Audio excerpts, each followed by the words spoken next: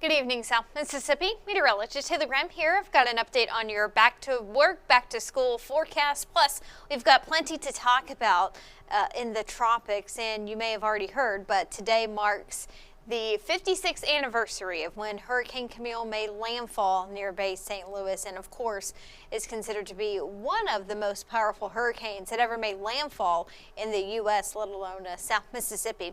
But thankfully, nothing on our doorstep at this time regarding the tropics. However, we do have a lot of activity I want to get to in just a few moments. First things first, though, as you prepare to head out the door tomorrow, it will be warm, muggy. We'll start off tomorrow morning in the mid-70s. Very typical of this time of the year. Today, in my opinion, was a classic summer day. It was hot, it was humid, we had a few afternoon showers and storms. We're doing this all over again tomorrow. By the afternoon, we're going to be in the low to mid 90s, and we will see some of those hit or miss showers and storms throughout the day.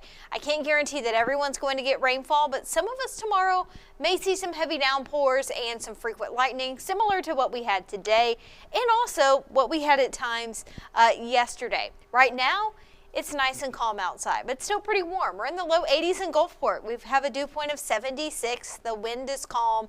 Again, a very typical summer night as far as I can tell. Temperatures across the board, upper 70s, low 80s, and with that high humidity, makes it a bit more difficult for us to cool down quickly. So no significant drop in temperatures is expected overnight tonight. Many of us are calm for the time being. However, we do have a few isolated showers and storms up into Pearl River County. I will say I'm not expecting really any rain at all after midnight tonight. We will continue to lose more of the energy in the atmosphere, the daytime heating, and so a lot of these showers and storms will continue to fizzle out over the next few hours. But we do have a few heavier pockets of rain, it looks like, up into Pearl River County. Other than that, not much going on for the time being. This is a loop over the past 3 hours on satellite and radar, and you can see some of those showers and storms slowly dissipating as we've cooled down a little bit more throughout the day. We've got a few clouds left over in South Mississippi. Other than a few of those showers and storms in Pearl River County, things are looking generally fairly quiet here across the southeast. We do have an area of high pressure, a ridge of high pressure, that's been keeping us hot the past few days. It's starting to move a little bit farther away from us to the west. As it moves a little farther away to the west by the end of the week, we'll see our rain chances increase. As for tomorrow and even on Tuesday and Wednesday, these showers and storms are going to be hit or miss, and by no means is it going to be raining all day throughout the day. It's going to be a very similar pattern as what we've had this weekend with those afternoon showers and storms. Some of us may see some strong storms with the heavy rain and the frequent lightning, but again, not everyone necessarily guaranteed to see that. So all in all, kicking off the work week, it's going to feel a lot like summer. We'll start off in the 70s. We're going to be back into the low to mid 90s in the afternoon. Factor in the high humidity. The heat index probably going to be anywhere from about 100 up to 110 in a few spots. And just like clockwork in the afternoon, we'll see some of those scattered showers and storms with some heavy downpours and some frequent lightning. As we get past the sunset, most of the rain starts to diminish, and we'll do it all over again on Tuesday, starting off in the low to mid 70s. We're going to be back into the low to mid 90s in the afternoon. It does look like rain chances on Tuesday may be just a smidge lower. The coverage of rain may not be quite as widespread, but you still could get caught under one or two downpours and some frequent lightning, not completely out of the question. Don't be surprised if rain chances increase a little more by Thursday, Friday, and Saturday. We're going to see a bit of a shift in our pattern by the end of the week. That ridge of high pressure moves farther away from us. We're going to be underneath what we call a trough. That's generally an area of low pressure. And so that's going to make it easier for daily showers and storms to develop by Thursday, Friday, and Saturday. We may increase those rain chances as we get more confident with the forecast. And in return, it looks like by the end of the week, it's not going to be quite as hot. Still hot. We're still in the middle of August, but maybe a little bit more tolerable by the end of the week with a bit more cloud cover. Temperatures may peak by Thursday and Friday only in the upper 80s and low 90s. I say only, but that's an improvement from some of those mid to upper 90s that we've been seeing the past few days. All in all, though, still going to be a very summer-like forecast from here on out, at least for the foreseeable future. In the tropics, plenty to talk about. We'll go ahead and start with that. What we're watching, we still have Hurricane Erin that is in the Atlantic. That is still considered a major hurricane at this time.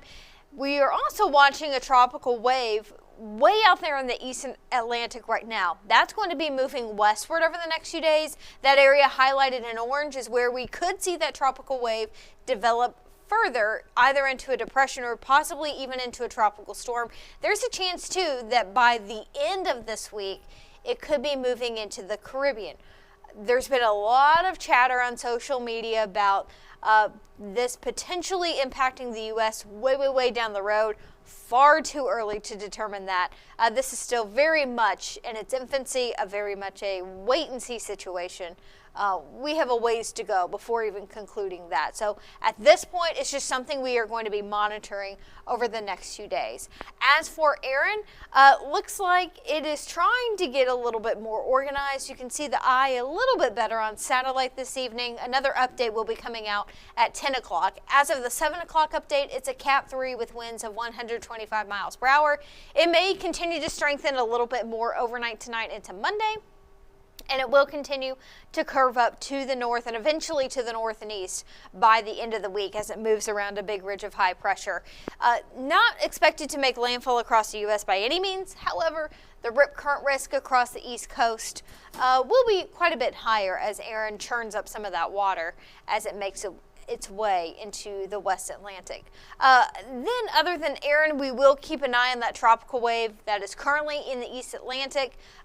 Like I keep emphasizing, a lot of unknowns at this point, too early, far too early to determine where this is going to go, how developed it's going to get.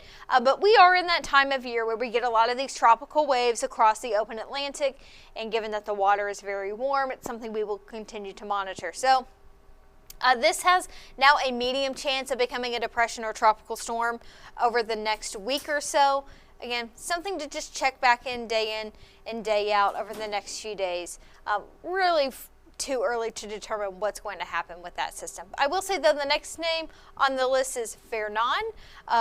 Erin was our first hurricane and major hurricane of this season. Hopefully we don't have to see that with our next name system, which again is going to be Fernan, but just be on guard of that. So you may hear that name tossed around a little bit more over the next week or so, possibly associated with that tropical wave. Again, that is a big wait and see situation. But like I said, we are in that time of year where we get a lot of those tropical waves over the open Atlantic. Chances are we're going to see more of those tropical waves heading into September. That's typically about the peak of hurricane season.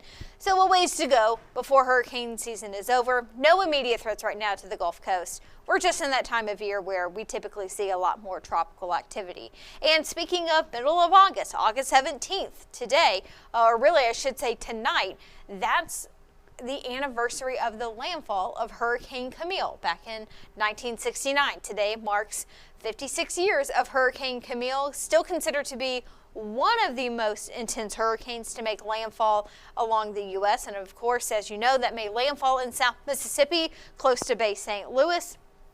It is only one of 4 Category 5 hurricanes that made landfall in the U.S., the second most intense hurricane according to pressure measurements. They estimate that the sustained winds were at about 175 miles per hour, peak storm surge a little bit over 24 feet in past Christian. So while we've been talking a lot about coming up on the 20th anniversary of Katrina, definitely don't want to forget the anniversary of Camille, because that was also a life-changing day for many in South Mississippi. So this was an estimated wind field from Hurricane Camille. Those 175 mile per hour winds, that was just a small section of the coast, but even outside of that, some areas estimated to get winds of 150 up to 120 close to Biloxi, even into Jackson County. Hurricane force winds were estimated. So again, Hurricane Camille was one for the history books. Hopefully we don't have to see anything like that again in South Mississippi for a long time. But history tells us that obviously we are vulnerable to hurricanes. So best to be on guard throughout the rest of hurricane season, but I really hope and pray we don't have to deal with that this hurricane season. For the time being, it's just going to be very hot, very humid, classic August weather in South Mississippi. Tomorrow we'll have a chance of seeing some of those scattered showers and storms. Some of those could be on the strong side. And then by the end of the week, we may have to increase those rain chances a little bit more. Our pattern is going to be changing a bit where we may see the coverage of rain a little bit higher by Thursday, Friday, and Saturday. And if we see a little bit more of a widespread coverage of rain, that's going to keep our temperatures in check a little bit more by the end of the week. So time now is 9:42. We will have our hour-long Sunday evening newscast coming up at 10 o'clock. We've got more weather to talk about. I'll have the latest update on Hurricane Erin. We'll get that 10 o'clock advisory in from the National Hurricane Center, and we'll have more about what's going on across the coast and how you can get prepared for this upcoming week. So hopefully you will join us at 10 o'clock this evening.